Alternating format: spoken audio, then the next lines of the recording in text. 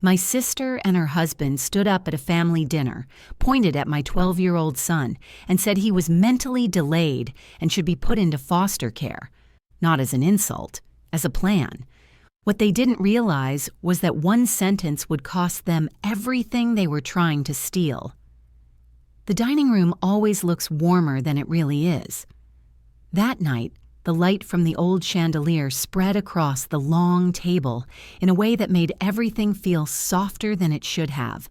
Polished wood, linen napkins, glasses set just far enough apart to pretend this wasn't a negotiation disguised as a family gathering. Outside, the Atlantic kept moving. You could hear it if you paid attention. The slow crash of waves against the rocks below the house. The sound never stops here. It's the kind of place where people say they come to think, but mostly they come to decide things without witnesses.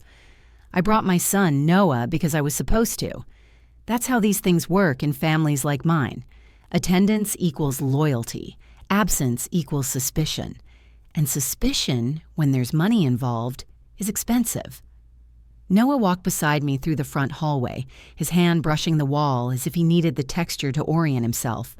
He always does that in unfamiliar places. He doesn't look lost. He looks careful. 12 years old, quiet in a way people mistake for weakness. He notices patterns most adults miss, but he doesn't volunteer his thoughts unless he feels safe. This house never made him feel safe. "Am I sitting next to you?" he asked, already knowing the answer. "Yes," I said. "Always." He nodded, satisfied, and adjusted the sleeves of his sweater like he was preparing for a presentation instead of a memorial dinner. That should have been my first warning. Everyone else was already seated. My sister Rebecca sat across the table, posture perfect, smile trained into something pleasant but hollow. Her husband Daniel stood behind her chair, one hand resting lightly on the back as if he needed to remind everyone who belonged to whom. He looked relaxed, confident, the kind of confidence that comes from believing the room will bend in your favor. At the head of the table sat my grandfather, Henry Carter. He looked smaller than he used to, but that was an illusion. Henry has always been still like a loaded weapon. He doesn't move until he knows exactly why. Conversation flowed the way it always does at these gatherings. Updates that weren't really updates. Comments that sounded neutral but carried weight. The kind of talk people use when they want to measure each other without appearing to. Noah ate quietly. He counted the number of times Daniel tapped his glass with his ring. 4 in 10 minutes. He leaned toward me and whispered, "He's nervous." I didn't answer. I didn't want to encourage him to keep observing. Not here. The plates were cleared. Coffee was poured. That's when Daniel stood. He didn't raise his voice. He didn't clear his throat. He simply stood, straightened his jacket, and placed both hands on the table. "I want to address something important," he said. The room obeyed him. Chairs shifted, eyes lifted. I felt Noah go still beside me. Daniel looked at my grandfather first, then at my aunt, then at the 2 cousins who had flown in that morning and hadn't bothered hiding their interest in the estate. He made sure every relevant person was watching. Then he pointed, not at me, at my son. "That child," Daniel said, calm and deliberate, "is developmentally delayed." The word hung there, clinical and clean, like it belonged in a report instead of a room full of family. Rebecca didn't react. She didn't need to. Daniel continued, "Given his condition, it's not appropriate for him to be here during sensitive family proceedings. He doesn't meet the standard of care required for this environment." My ears rang. Not loudly, not dramatically. Just enough to make the edges of the room blur. "And frankly," Daniel added, "it may be in his best interest to be placed in foster care, with professionals, where he won't be confused or harmed by expectations he can't meet." No one interrupted him. No one laughed, because it wasn't a joke. No one gasped, because that would require choosing a side too quickly. I looked down at Noah. He hadn't cried. He hadn't flinched. He was staring at the table, at the knot in the wood directly in front of him, as if it were something he could solve if he focused hard enough. Then he looked up at me. "Mom," he said quietly, "what is foster care?" That was the moment the room truly turned cold. I opened my mouth, but nothing came out. Not because I didn't know the answer, because I knew too many versions of it, and none of them belonged in the ears of a 12-year-old who had just been offered up like excess baggage. Rebecca finally spoke. "We're only thinking about what's best," she said, her voice gentle, rehearsed. "This isn't personal." It was nothing but. I felt my grandfather's gaze move, slow and deliberate, from Daniel's finger to Noah's face, then to mine. He didn't frown. He didn't rush.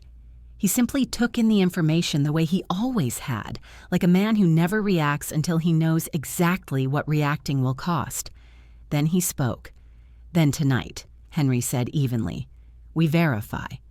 Daniel smiled, just a little, enough to be seen. Everyone assumed they knew what my grandfather meant. I did too, and I had never been more afraid of being wrong. Silence does strange things to people. Some rush to fill it. Others let it stretch until it starts to hurt. Daniel was the first kind. My grandfather was the second. After Henry said, "Then tonight we verify," no one spoke right away. The chandelier hummed faintly. Outside, the ocean kept hitting the rocks, steady and indifferent, like it had nothing to prove to any of us. Daniel took his hands off the table and sat back down, still smiling. Not relieved, satisfied. The smile of someone who believes the rules were written with him in mind. Rebecca reached for her coffee, even though she hadn't touched it before. Her hand didn't shake. That mattered more than if it had. I pulled Noah a little closer to me. He leaned in without looking, instinctive, like he'd already decided where safety was going to be for the rest of the night.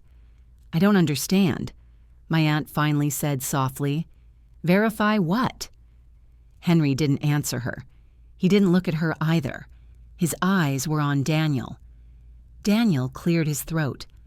"I assume we're talking about capacity," he said. "That's all I meant. This isn't an attack. It's responsibility. Families like ours have to think ahead." Families like ours. That phrase had been floating around all evening, unspoken but heavy. It meant assets. It meant image. It meant making sure the wrong people didn't complicate the future. "I've spent months looking into this," Daniel continued, "consulting professionals, asking questions, making sure we're not ignoring warning signs just because it's uncomfortable." Noah's fingers tightened in the fabric of my sleeve. "Questions like what?" I asked. It was the first time I'd spoken since his accusation. My voice came out steadier than I felt. That surprised me. Daniel turned to me then, really turned like he'd finally acknowledged my presence. "About his ability to function independently," he said. "About whether he understands consequences. About whether you're equipped to manage his needs long term." Rebecca nodded along, just slightly. Support, without ownership. "You never asked me any of that," I said. Daniel smiled again. "These things are often clearer from the outside." That was when it clicked. Foster care isn't something people threaten casually in this country. You don't bring it up at a dinner table unless you already know the language, unless you already know the process, unless you've already talked to someone who told you what words matter and which ones don't. I looked around the table. At the people who were suddenly very interested in their cups. At the cousins who had been quiet all night, calculating without pretending otherwise. "This isn't a conversation," I said. "It's a script." Daniel didn't deny it. "I'm sorry you feel blindsided," he said, "but this isn't sudden. Concerns like this don't come from nowhere." Noah shifted beside me. "I can hear them," he whispered, barely audible. "I know," I said just as quietly. "You're doing fine." Henry lifted a finger, a small motion that carried more authority than Daniel's entire performance. "Enough," he said. Daniel stopped mid-sentence. My grandfather turned his head slightly, addressing the room without raising his voice. "Foster care is not a suggestion. It is a legal process. And legal processes leave trails." Daniel's smile thinned. Just a fraction. Henry continued, "So if those words were spoken tonight, it means someone has already taken steps." Rebecca set her cup down too hard. The sound was sharp, wrong. "That's not fair," she said quickly. "You're assuming intent." "No," Henry replied. "I'm assuming preparation." I felt it then, the shift in the room. The moment people realized this wasn't about my son's behavior, it was about timing. Daniel leaned forward. "We're trying to prevent a crisis," he said, "before it becomes one." "For whom?" I asked. "For the trust," he said without thinking. The word landed heavy and unmistakable. There it was, the thing no one had said out loud yet. The reason tonight mattered more than feelings, more than decency, more than a 12-year-old's understanding of the word family. Henry didn't react immediately. He let the silence do the work. Let Daniel's mistake settle into the space between us. "Interesting," Henry said at last. "You seem very concerned about documents for someone claiming this is about care." Daniel straightened. "As interim trustee, it's my responsibility." Henry raised his hand again. "I know exactly what your responsibilities are." That was the first time Daniel looked uncertain. Noah tugged lightly on my sleeve. "Mom," he whispered, "he's not worried about me." I met my son's eyes. "No," I said, "he isn't." Henry pushed his chair back just enough to make it clear he wasn't finished. "If there are reports," he said calmly, "we will review them. If there are claims, they will be verified." Daniel swallowed. "And if those claims were made for the wrong reasons," Henry added, "the consequences will be permanent." No one spoke after that, not because they were being polite, because for the first time that night, they understood this wasn't a performance anymore, and neither was I. My grandfather didn't leave the table. That alone unsettled people. Most men his age would have excused themselves after a moment like that, taken a breath, claimed fatigue. Henry Carter stayed exactly where he was, hands folded, eyes alert. The message was quiet and unmistakable. This wasn't over. It had only just been framed correctly. Daniel shifted in his chair. Not much, just enough to show the confidence was thinning at the edges. "Of course," Daniel said, forcing an easy tone.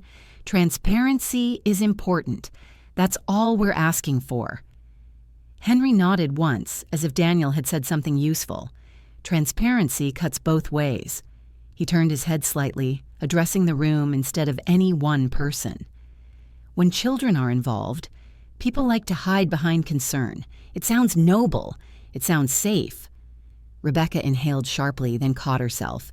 Henry continued, "But concern is not a shield. It's a motive, and motives matter." Noah leaned closer to me. "Is he mad?" he asked. "No," I said. "He's thinking." That seemed to satisfy him. Daniel laughed, a quick sound that didn't reach his eyes. "With respect, Henry, we're talking about best practices. This isn't personal." Henry looked at him then, fully. The way he used to look at contractors who tried to overcharge him. Calm, assessing, unimpressed. "If it weren't personal," Henry said, "you wouldn't have waited until tonight." Daniel opened his mouth, then closed it. Rebecca spoke instead.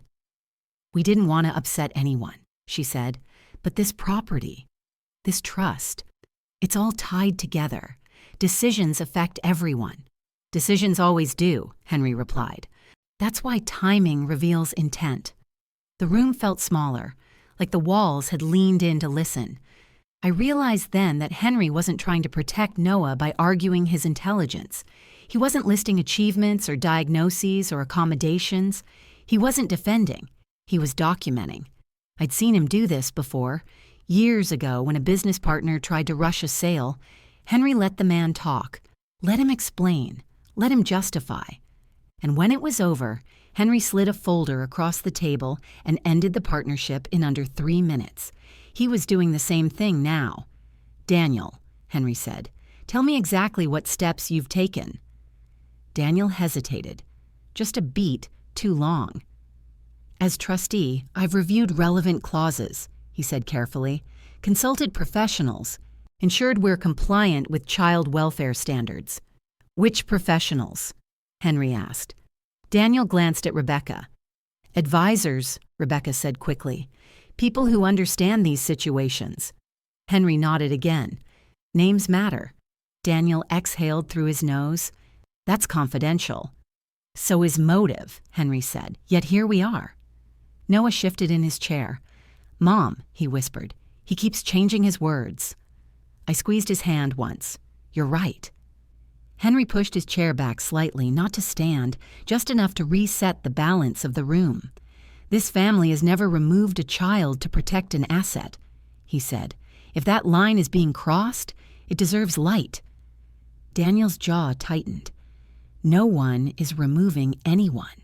We're exploring options. For whom? Henry asked again. For the trust, Daniel said, catching himself too late. The mistake was small. The impact wasn't.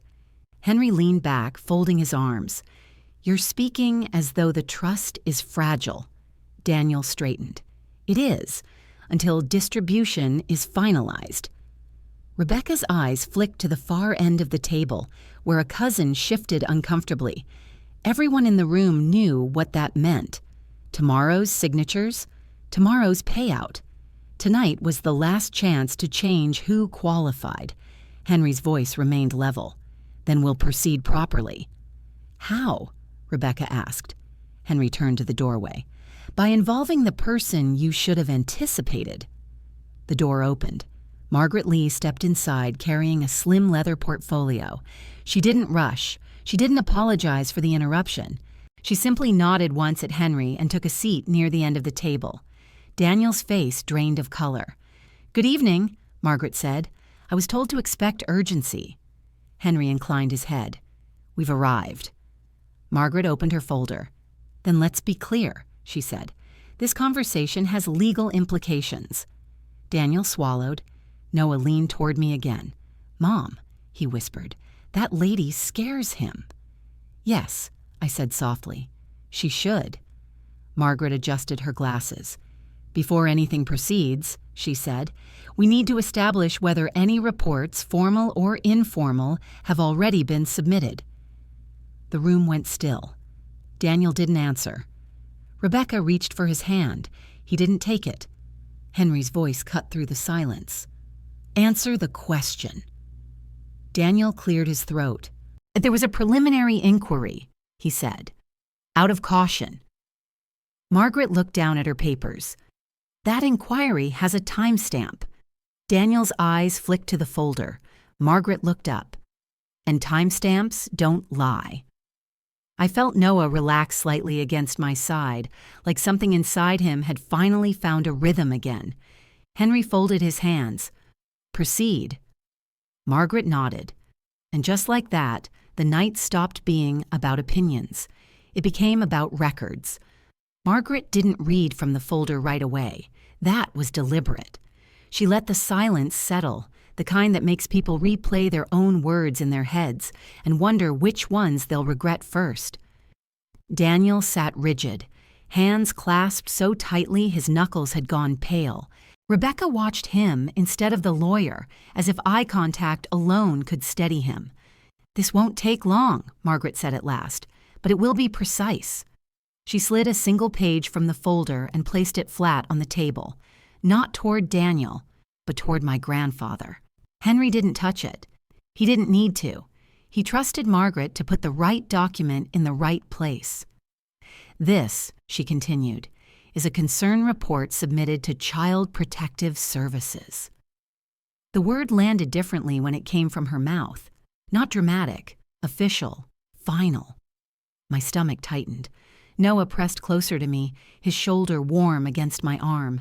He wasn't shaking. He was listening. The report was submitted 14 days ago, Margaret said, by an attorney of record. Daniel's head snapped up.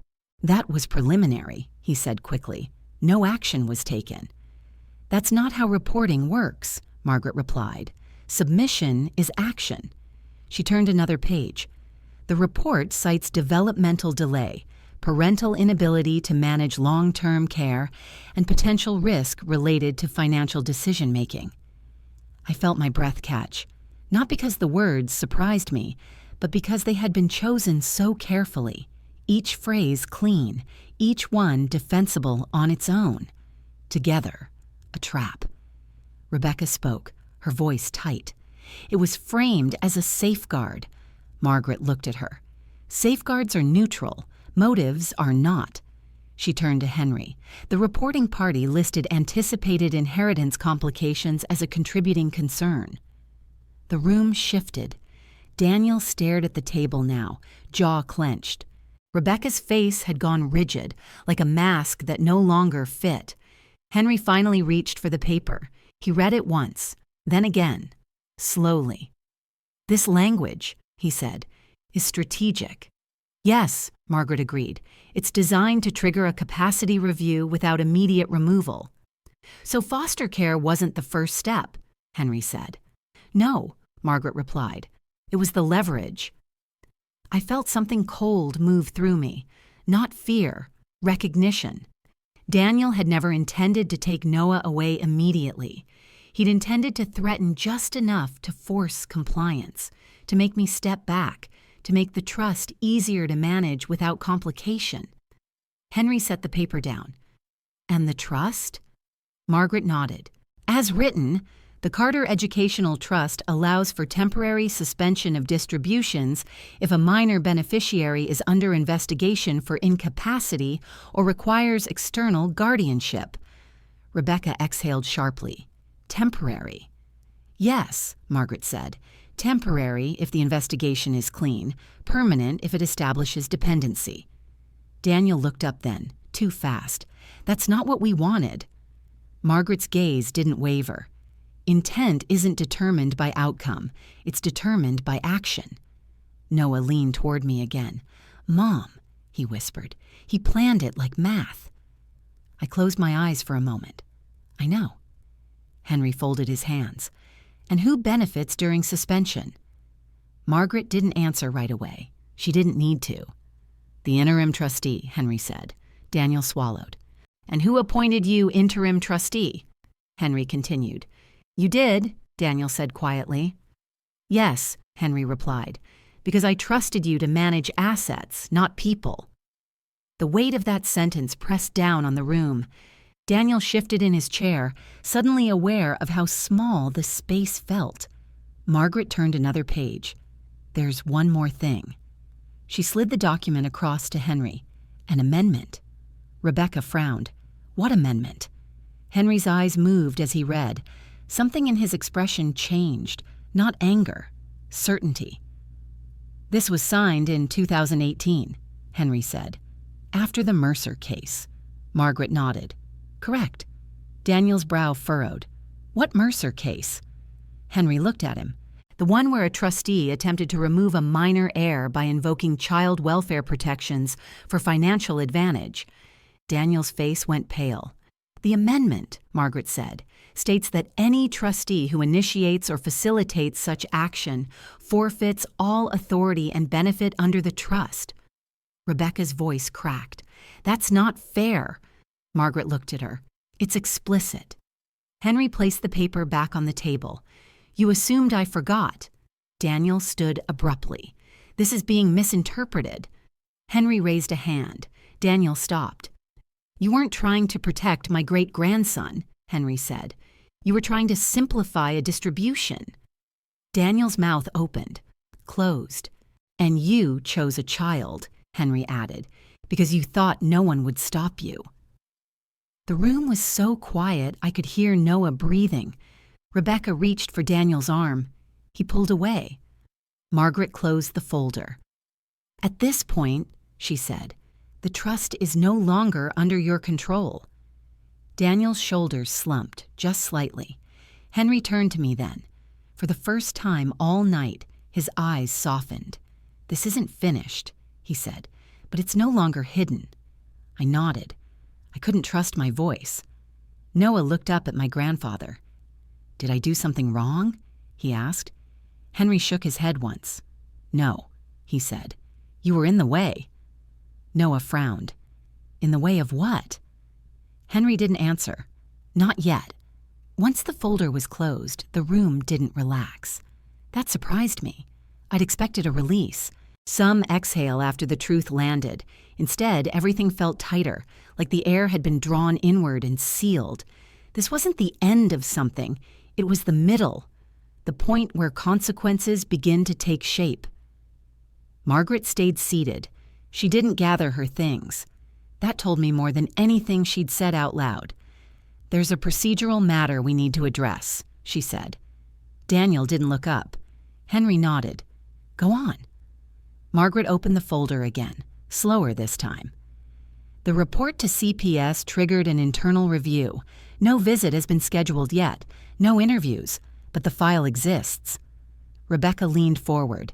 "Can it be withdrawn?" Margaret met her eyes. "Reports can be closed. They can't be erased." Daniel finally spoke. His voice was lower now, controlled. "Then close it." Margaret shook her head. "I don't have that authority, and neither do you." Henry folded his hands. "Who does?" "CPS," Margaret said, "and they don't like discovering financial motives after the fact." The words settled heavily. This wasn't just about the trust anymore. This was about a government agency that didn't care about family names or legacy. Noah shifted beside me. "Are they coming to our house?" he asked quietly. I felt my chest tighten. "Not tonight," I said, "and if they do, we'll be ready." Henry looked at Noah. "No one is taking you anywhere," he said. "That was never on the table." Daniel let out a short, humorless laugh. "That's not how CPS works." Margaret turned to him. "You're right," she said. Which is why involving them casually is dangerous." She slid another document forward. "This is the internal summary CPS generated after receiving the report." Daniel's head snapped up. "You have that?" "Yes," Margaret said, "because the report was filed through counsel, and counsel left a trail." She read aloud. "The report indicates concern raised by a family member with direct financial interest in the minor's exclusion from an educational trust." Rebecca's face drained of color. "That's not how it was framed," Rebecca said. "It's how it was interpreted," Margaret replied. "Intent isn't just what you say. It's how your position changes the meaning." Henry leaned back. "What happens next?" Margaret closed the folder again. "CPS will flag the report for conflict of interest. That doesn't end the review, but it changes how it's handled." "And the trust?" Henry asked.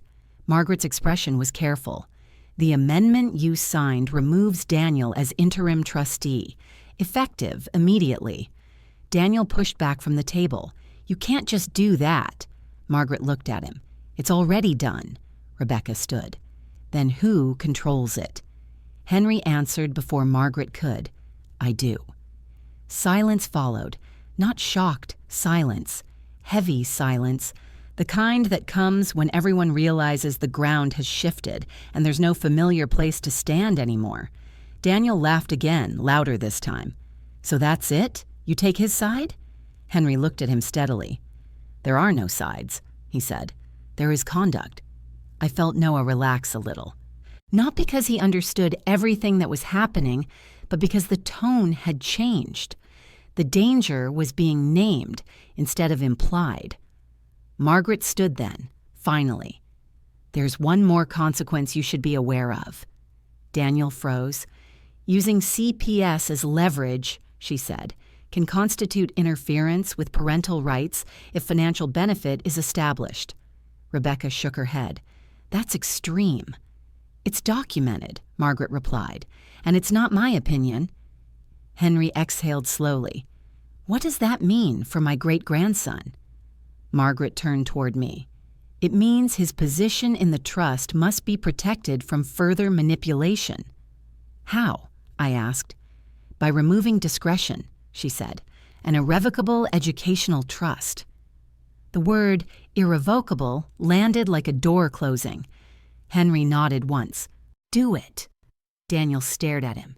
"You're giving everything to her child." Henry's voice didn't rise. I'm giving nothing to people who tried to erase him. Noah looked up at Daniel. Why did you want me gone? He asked. The question was simple. Too simple to dodge without looking like a coward. Daniel opened his mouth. Nothing came out. Rebecca turned away. Margaret gathered her papers. I'll file the necessary changes in the morning, she said. Until then, no one contacts CPS. No one contacts Noah's school. No one attempts to influence the record. She looked directly at Daniel. That would make things worse. Daniel sank back into his chair. Henry stood then, slow and deliberate. The room obeyed him again. This meeting is over, he said. Anyone who remains will do so quietly. People began to move. Chairs scraped softly. Conversations didn't resume. No one met my eyes as they passed. I stayed seated.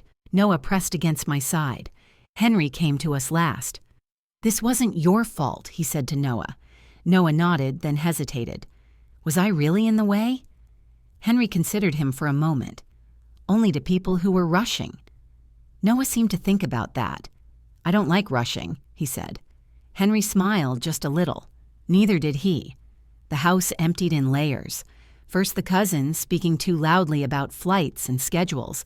Then the aunts, all soft voices and stiff hugs that didn't reach their eyes. Finally, Rebecca and Daniel, leaving without saying goodbye, the space between them wide enough to notice even in the narrow hallway. When the front door closed, the house didn't feel relieved. It felt exposed. Noah and I stayed where we were, sitting at the long table long after the coffee had gone cold. He traced the rim of his cup with one finger over and over, like repetition could make sense of what had just happened. Are we in trouble? He asked. No, I said. Not the way you think. He nodded, then paused. Are they? I didn't answer right away. Children deserve honesty, but they don't need every detail. They made choices, I said, and choices have weight. Henry returned from the study carrying a single envelope. He didn't sit back down. He stood at the end of the table, the way he used to when he wanted people to listen without arguing. I spoke with Margaret, he said. The changes are in motion. Noah looked up. Changes to what? To make sure no one can use rules against you again, Henry replied. That seemed to satisfy him. He went back to tracing the cup. Henry turned to me. You'll likely hear from CPS, he said. Not tonight, possibly not tomorrow, but the report exists. I expected that, I said. They won't find what was claimed, he continued, but the process itself can be unsettling. Noah's hand stilled. Will they ask me questions? Yes, I said gently, and you'll answer them honestly. Henry nodded. That's all they'll need. He placed the envelope on the table. This contains the preliminary trust restructuring. I didn't touch it. I didn't ask for this. I know, Henry said. That's why it's necessary. The truth of that pressed into my chest. This wasn't a reward, it was a safeguard. Henry looked at Noah. You were targeted because you couldn't defend yourself in the language they understand. Noah frowned. I can talk. Yes, Henry said, but you shouldn't have to. Outside, the wind picked up. The sound of the ocean grew louder, sharper. The house creaked in response, like it was reminding us how old it really was. Daniel won't let this go, I said. No, Henry agreed. People who try to move children out of the way rarely do. What happens next? Noah asked. Henry crouched in front of him, bringing himself to eye level. Next, adults handle adult consequences, he said. Your job is to stay a child. Noah considered that. I'm not very good at that. Henry smiled. Neither was I. The night ended without ceremony. No speeches, no apologies, just quiet movement and locked doors. In the guest room, Noah sat on the bed, staring at the unfamiliar ceiling. I don't like that they talked about me like I wasn't there, he said. I sat beside him. I know. Will they stop? He asked. They have to, I said, because now people are watching. That seemed to help. He lay down, turned on his side, and closed his eyes. It took longer than usual for his breathing to even out. I didn't sleep much. In the morning, the call came, not from CPS, from Noah's school. The counselor's voice was careful, too careful. She mentioned concerns, asked about stability, about stress at home, about whether Noah might need accommodations he wasn't currently receiving. I answered every question, calmly, clearly. I didn't volunteer information. I didn't defend. I let the facts stand. When the call ended, my hands were shaking. Henry watched me from across the room. "That's the ripple," he said. "It means the report is being checked, not believed." I exhaled slowly. "How long?" "As long as it takes to prove what was already true," he said. Noah came into the kitchen, hair still messy from sleep. "Who was that?" he asked. "Your school," I said. He nodded. "I can explain things if they ask." "I know," I said, "but you won't be alone." He poured himself cereal, completely unconcerned with the trust, the house, the money. The normalcy of it almost broke me. Henry watched him for a moment, then spoke quietly. "Daniel underestimated something." "What?" I asked. Henry's eyes followed Noah as he carried his bowl to the table. "Time," he said, "and the fact that systems leave records." The ocean crashed again outside, and for the first time since the night before, it didn't sound threatening. It sounded patient. Time moved differently after that. Not faster, not slower, just heavier. The days that followed were quiet in the way that makes you suspicious. No dramatic confrontations, no late-night phone calls. Just emails, forms, and the soft hum of systems doing what systems do when someone has tried to bend them too far. CPS contacted me 3 days later. The caseworker was professional, careful with her words. She explained the process without accusation, a routine follow-up, an obligation. She asked if we could meet the following week. "Yes," I said, "anytime." When I hung up, Noah was sitting at the kitchen table, lining up his pencils by length. He looked up at me. "That was them," he said. "Yes." "Are they mad?" he asked. "No," I said, "they're doing their job." He nodded, accepting that in the same way he accepted gravity. "Okay." Henry came by that afternoon. He didn't knock. He never had. "They've frozen the interim distributions," he said, as if he were commenting on the weather. I felt my shoulders drop. "All of them?" "All of them," he confirmed, "until the trust restructuring is complete." "What does that mean for Rebecca and Daniel?" I asked. Henry didn't answer right away. He watched Noah through the doorway, still lining up pencils with quiet determination. "It means the clock they were racing just stopped," he said. The CPS visit was brief. The caseworker sat on our couch, notebook balanced on her knee, eyes moving between Noah and me. She asked him about school, about friends, about how he felt when adults argued. Noah answered honestly. He always does. "I don't like yelling," he said. "I don't like when people talk about me like I'm not there." The caseworker nodded. "That makes sense." She asked me about routines, about support, about how we handled stress. I told her the truth. Not the polished version, the real one. When she left, she smiled at Noah. "You're doing just fine," she said. The door closed behind her. Noah looked at me. "Is that it?" "For now," I said. Henry called that evening. "The report has been flagged," he said. "Financial conflict confirmed." I closed my eyes. "So it won't go anywhere," he said. "But it won't disappear either." "I didn't expect it to," I replied. Neither of us spoke for a moment. "Rebecca called," Henry added. My chest tightened. "What did she want?" "To explain," he said. "I didn't let her." Noah wandered into the room, holding a book upside down. "Who was that?" he asked. "Your great-grandfather," I said.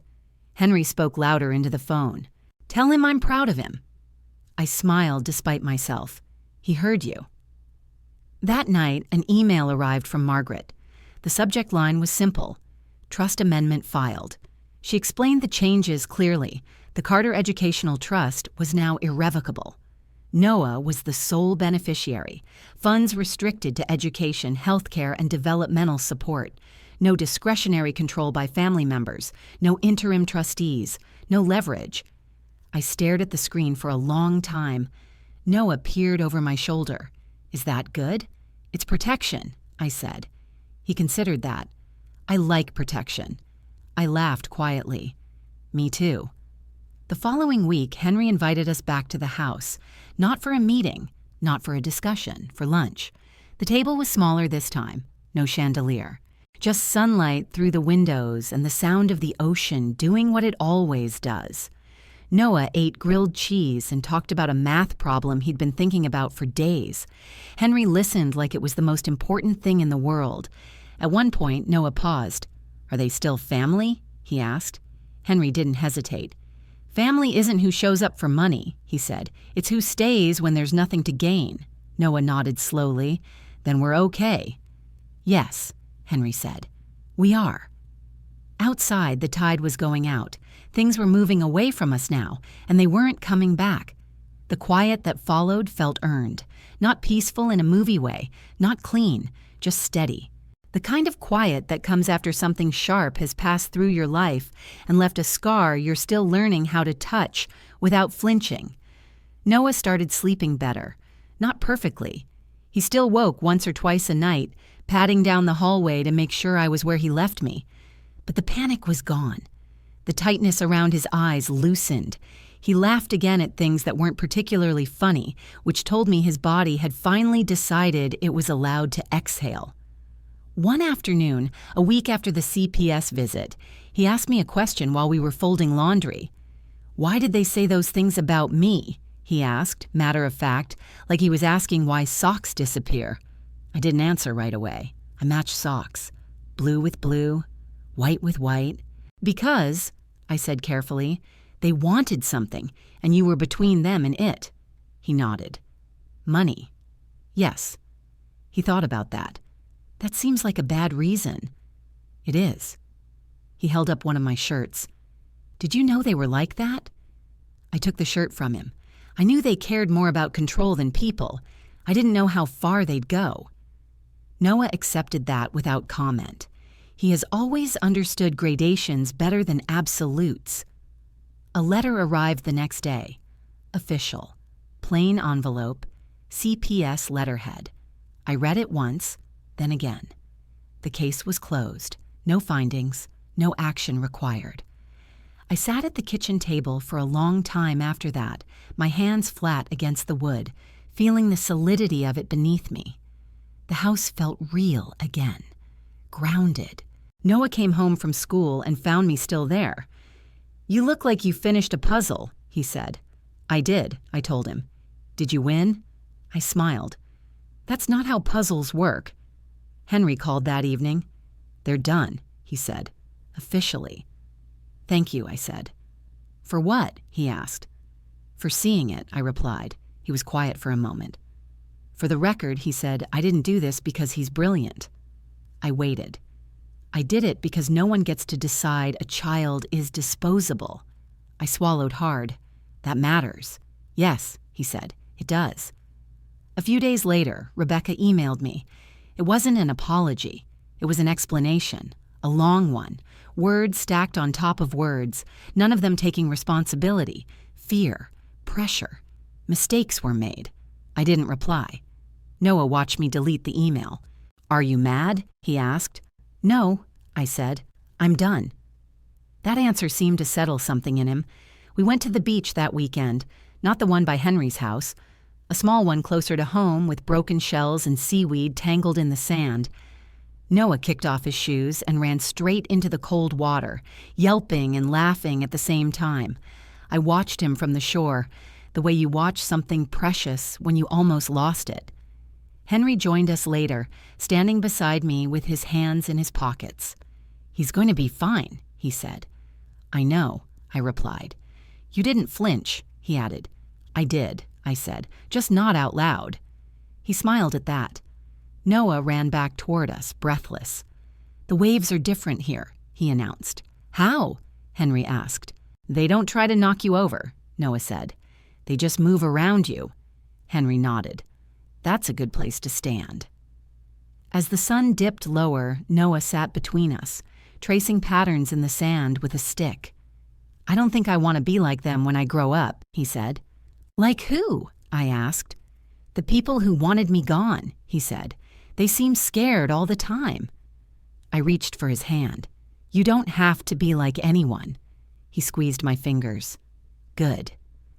When we packed up to leave, Noah looked back at the water one last time. They can't do it again, right? He asked. No, I said. Not to you. He nodded, satisfied. As we walked to the car, I realized something had shifted. Not the world. Us. We weren't bracing anymore. We were moving forward.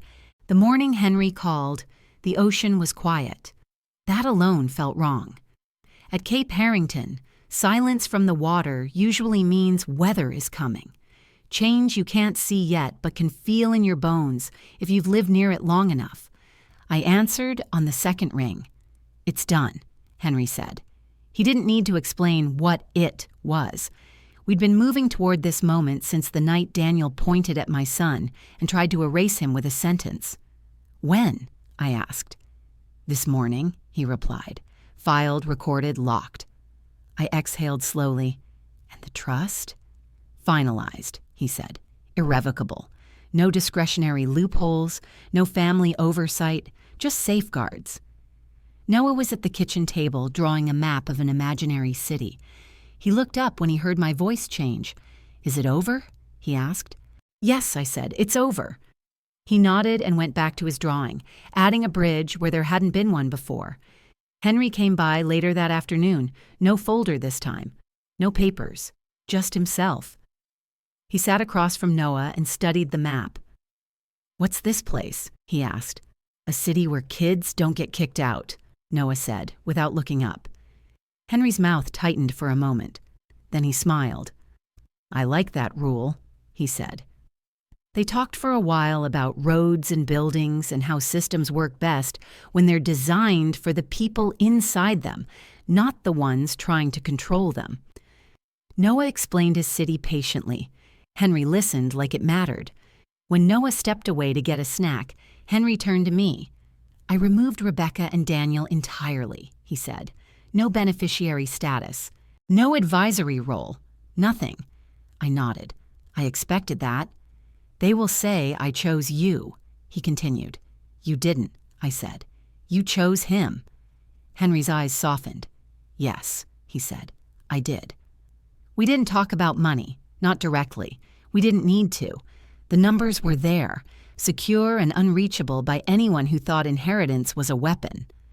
Later, Noah sat beside Henry on the porch, watching the tide creep back in. Great-grandpa, he said. Can I ask you something? Always, Henry replied. Was I really in the way? Noah asked. Henry didn't answer immediately. He watched the water for a long moment, then turned back to Noah. You were in the way of people who wanted things fast, he said. People who think shortcuts are smarter than patience. Noah considered that. Patience takes longer. Yes, Henry said, but it lasts. Noah smiled at that. A small, private smile, the kind that means something has settled where it belongs. That evening, after Henry left, Noah came to me with a question that surprised me. Do I have to see them again? He asked. No, I said, you don't. What if they're sorry later? He asked. I thought about it. Then they can be sorry without you. He accepted that easily. Before bed, he paused in the doorway. Mom? Yes? I don't think I'm broken, he said. I crossed the room and hugged him, tight enough to mean it. You never were.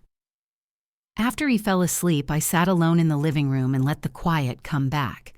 Not the heavy quiet from before, the earned kind. Families like mine like to believe legacy is about property, about names carved into deeds and trusts and legal language that sounds permanent. But what lasts isn't land or money. It's who gets protected when power shows its teeth. They tried to remove my son from the family because he was inconvenient. Instead, they proved why he was the only one worth building the future around, and that future didn't need them. It already had him. Families like this think legacy is money, control, and a last name on paper. But real legacy is who you protect when power turns cruel. They tried to erase my son because he was inconvenient. Instead, they exposed themselves. If you believe children deserve protection, not silence, subscribe and share this story.